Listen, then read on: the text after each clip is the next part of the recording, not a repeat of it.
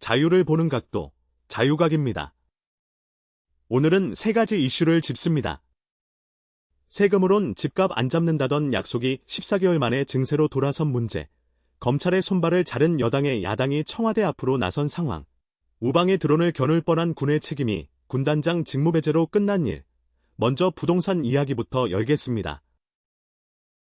이재명 대통령은 취임 직후만 해도 정책만으로 집값을 잡을 수 있다고 자신했습니다.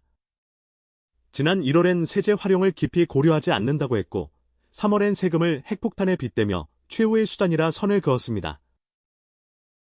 그러나 대출 한도 규제와 수도권 공급 대책까지 세 차례 처방이 이렇다 할 효과를 내지 못했습니다. 그러자 지난달 부동산 대토론회에서 보유세를 강화해야 한다며 조세 정상화라는 이름으로 사실상 증세를 예고했습니다. 세제를 고민할 상황은 없을 거라던 정책실장마저 말을 바꿨습니다.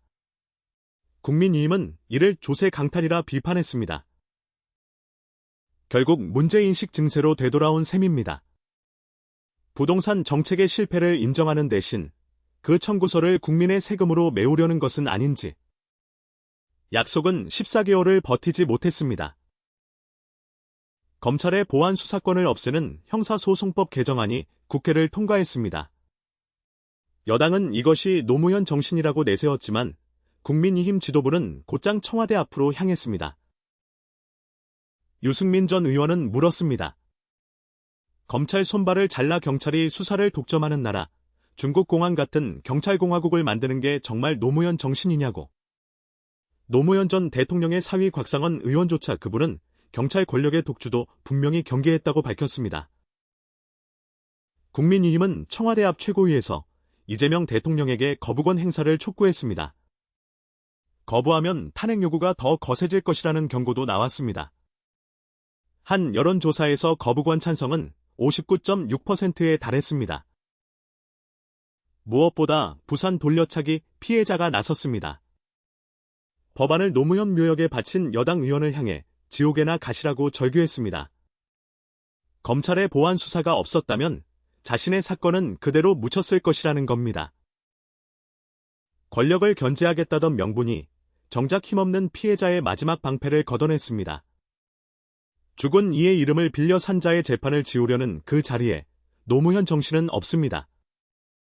자유의 각도에서 자유각이 봅니다. 지난달 30일 우리 군임이 해병대 정찰 무인기를 북한 무인기로 오인해 격추할 뻔했습니다. 방공태세 두루미까지 발령됐습니다. 미군은 훈련 하루 전 1군단 실무자에게 문자로 비행 계획을 통보했습니다.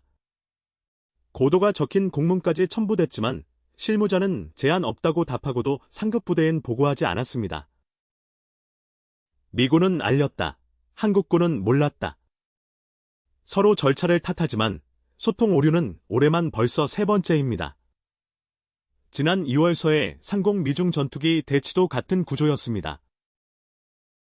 국방부는 나흘 만에 1군 단장을 직무배제했습니다. 그러나 개인 문책으로 끝낼 일이 아닙니다. 우방의 자산의 방아쇠를 당길 뻔한 건 보고 한 줄이 승인권자에게 닿지 못한 지휘체계의 구멍 때문입니다. 동맹의 신뢰는 문자 한 통이 아니라 체계로 지켜집니다. 오늘 브리핑은 여기까지입니다.